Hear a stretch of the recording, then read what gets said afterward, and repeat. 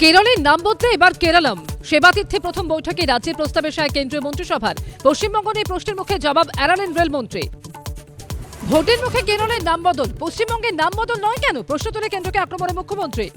বাংলা বঞ্চিত হবে কেন বারবার? বাংলার নামটা কিন্তু আমরা আদায় করে নিয়ে আসবো। पश्चिम बंगाल सरकार ने भी एक प्रस्ताव रखा था कि पश्चिम बंगाल का नाम बांग्ला किया जाए, उसमें भी कोई फैसला होने वाला है अगले कई दिनों में? देखो, जो कैबिनेट में आज फैसले हैं वो सब मैंने आपके सामने रखे हैं।